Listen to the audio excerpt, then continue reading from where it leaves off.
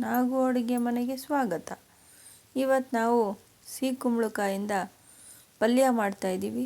ನೀವು ಹುಳಿ ಬೇರೆ ಇನ್ನೇನಾದರೂ ಟ್ರೈ ಮಾಡಿರ್ಬೋದು. ಈ ಥರ ಪಲ್ಯ ಒಂದ್ಸಲಿ ಟ್ರೈ ಮಾಡಿ ನೋಡಿ, ಭಾಳ ರುಚಿಯಾಗಿರುತ್ತೆ. ಪಲ್ಯ ಮಾಡೋಕ್ಕೆ ನಾನು ಒಂದು ಬಾಣಲಿ ತಗೊಂಡಿದ್ದೀನಿ.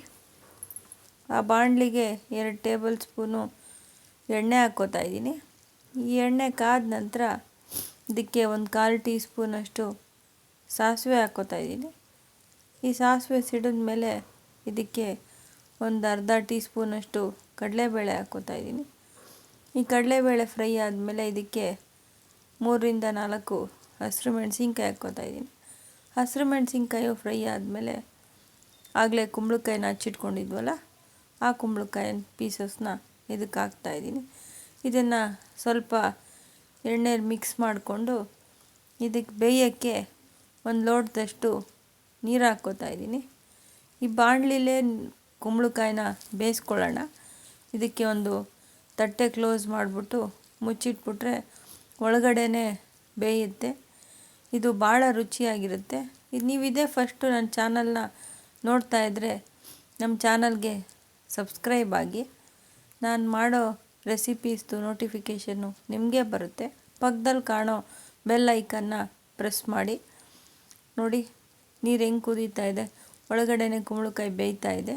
ಆವಾಗವಾಗ ಹಿಂಗೆ ಲಿಡ್ನ ತೆಗೆದು ಹಿಂಗೆ ನೋಡ್ತಾ ಇದ್ದರೆ ಆಗುತ್ತೆ. ಕುಕ್ಕರಲ್ಲಿ ಈಸಿ ಅಂತೇಳಿ ಕುಕ್ಕರಲ್ಲಿ ಕೂಗ್ಸೋಕ್ಕೆ ಹೋದರೆ ಇದು ತುಂಬಾ ಮಿಡ್ಡೆ ಥರ ಆಗೋಗ್ಬಿಡುತ್ತೆ.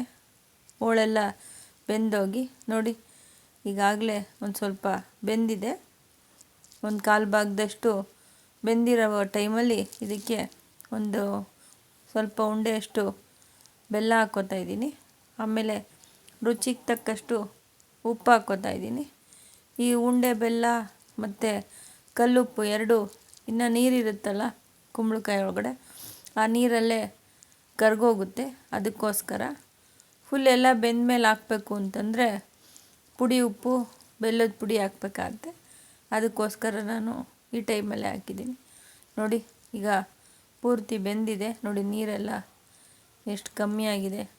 ಈಗ ಇದನ್ನು ಪ್ರೆಸ್ ಮಾಡಿದ್ರೆ ಎಷ್ಟು ಚೆನ್ನಾಗಿ ಪೂರ್ತಿ ಆಲೂಗೆಡ್ಡೆ ಹೆಂಗೆ ಬೆಂದೋಗುತ್ತೋ ಅದೇ ಥರ ಬೆಂದಿದೆ. ಇವಾಗ ಕಾಯಿ ತುರಿ ಹಾಕ್ತಾಯಿದ್ದೀನಿ. ಈ ಕಾಯಿ ತುರಿ ಹಾಕಿದ್ಮೇಲೆ ಕುಂಬಳಕಾಯಿ ಪಲ್ಯ ರೆಡಿಯಾಗಿದೆ. ನೀವು ಇದನ್ನು ಚಪಾತಿಗೆ, ರೊಟ್ಟಿಗೆ ತಿನ್ಬೋದು. ಭಾಳ ರುಚಿಯಾಗಿರುತ್ತೆ. ನಿಮಗೆ ರೆಸಿಪಿ ಇಷ್ಟ ಆಗಿದ್ದರೆ ಒಂದ್ಸಲಿ ಟ್ರೈ ಮಾಡಿ ನೋಡಿ. ಹೇಗೆ ಬಂತು ಅಂತ ನನಗೆ ಕಮೆಂಟ್ ಮಾಡಿ ತಿಳಿಸಿ.